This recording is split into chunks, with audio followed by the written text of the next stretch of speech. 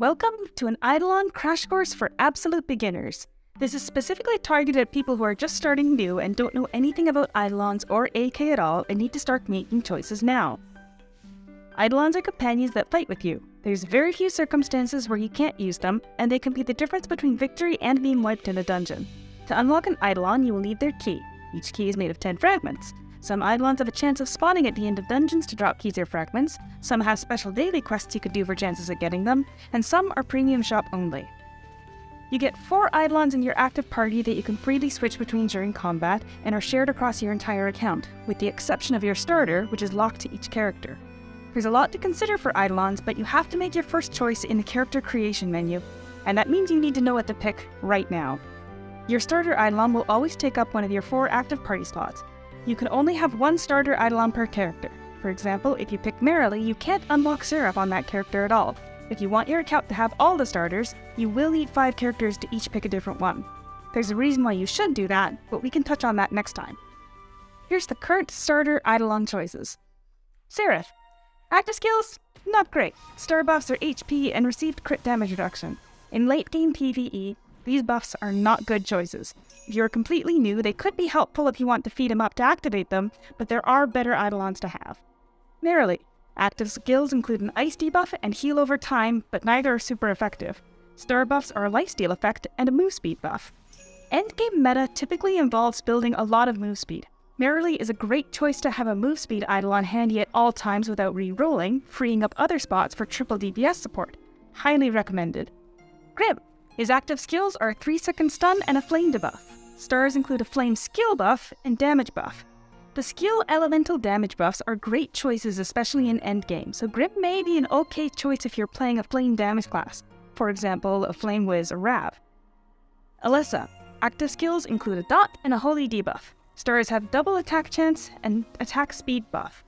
Attack speed buff actually refers to normal attack. Check out my short on jump casting for more info, but you can use animation cancelling to get in normal attacks while you're using skills, which makes attack speed a pretty good buff. The 15% double damage is actually a 15% chance for a 50% proc. It's not terrible, but there are generally better options. And finally, Alina. Her active skills include a 6-second stun and a heal over time that's longer than Merrily's. Her stars have a lifesteal effect and damage buff. Alina's stun is one of the longest in the game, which opens up targets to a lot of backstrikes. Another highly recommended choice. Basically, I'd recommend Merrily or Alina.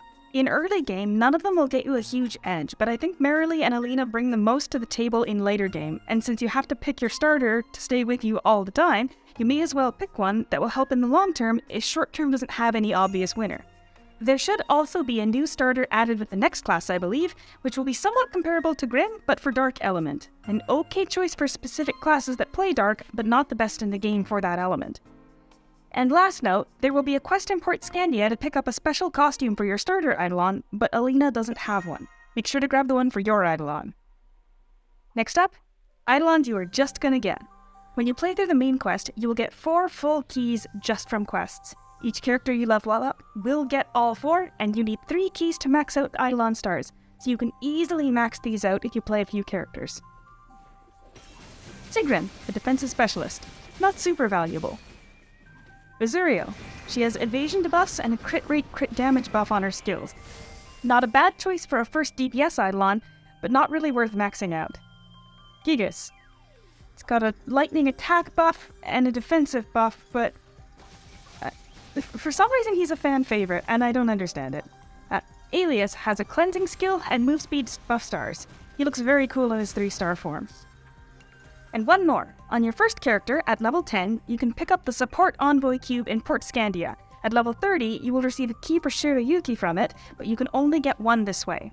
Her stars will take a little longer to unlock as you will need to farm her in a dungeon later in game, but her healing skill may be handy to have on hand just to swap in, use, and swap out. You will only get 1 support cube across your entire account, so don't lose it. For the next category, we have Eidolons that are easy to farm on your first character. These Eidolons will spawn in the Temple of Eidolons you can access fairly early on in the game. I believe around level 30 it unlocks. It's the easy mode that you can enter 4 times a day. They'll spawn in the guild hall if you join a guild. They spawn on the level 50 Otherworld field maps you can access in Kaktakara.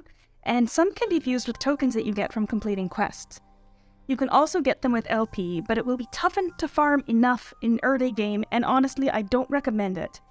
Your LP is much better saved for other things in early game, so maybe just if you need one more fragment. First up, Eligos. He has a good defense debuff, as well as an accuracy buff, which makes him an excellent choice for an early game DPS Eidolon. Stars are attack speed and damage. He can be fused with tokens and a soul box. Second, Kotonoha. She's a healer. She has a skill that will directly heal you, as well as a 10-second, 10% lifesteal buff. This is a powerful heal and can be triggered manually with no target. She also has a move speed stars, making her a great multi-talented pretty lady. Sadly, no tokens for fusing her. You will have to farm her. And finally, Tigurius Caesar. He's just move speed, but you can also use his combo skill to jump on his back and run fast through dungeons, which can help you if you're trying to hit bosses with a carry that is much faster than you. He can be fused with tokens as well. For our final category, top versatile cash shop Eidos.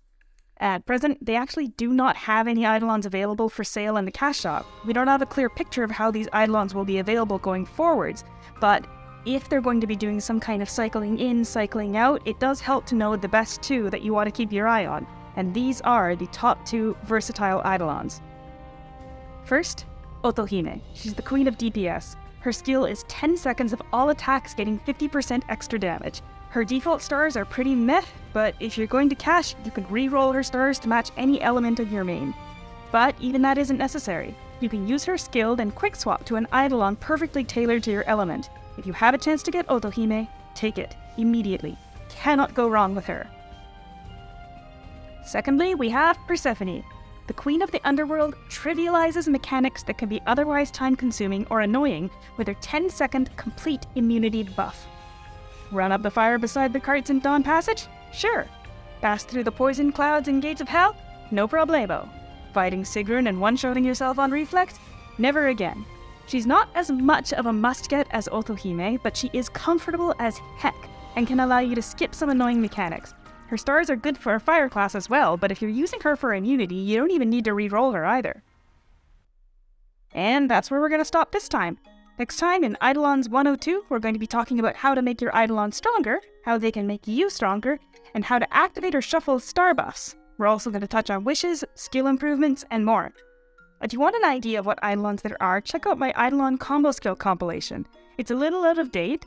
8 have been released since I made it, and I don't have access to 4 of them. But maybe you'll see one that you really like.